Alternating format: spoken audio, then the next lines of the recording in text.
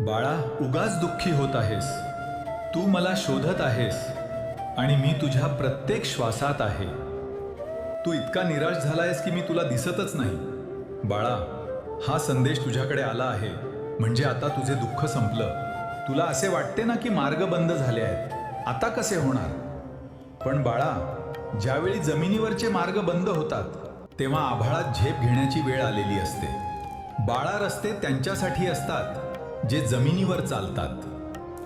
तुला तर आता यशाच्या शिखरावरून उडायचं आहे. ज्यांनी तुझ्या परिस्थितीचा फायदा घेतला, ज्यांनी तुझ्या प्रामाणिक कष्टांची चेष्टा केली, त्यांना थेट उत्तर देण्याची वेळ आता मी जवळ आणली आहे.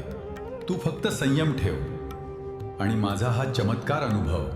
ज्या संकटांनी आजवर तुला रोखलं, त्याच संकटांच्या दगडांनी मी तुझ्या भविष्याचा पाया रचतो आहे.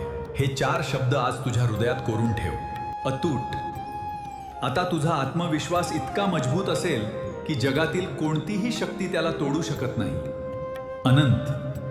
तुझ्या आयुष्यात आनंदाचा आणि समाधानाचा असा प्रवाह सुरू होईल ज्याला कधीच खंड पडणार नाही. यश. तुझा संघर्षाचा काळ आता संपला. आता फक्त विजयाचा काळ सुरू झाला आहे. वैभव. तुझं यश बघून जग थक्क होईल आणि तुला कमी लेखणारे मान खाली करून जातील. मी मात्र तुझ्यासाठी शून्यातून एक नवं विश्व उभं करण्याची तयारी पूर्ण केली आहे. तुझ्या नशिबाची दोरी आता माझ्या हातात आहे.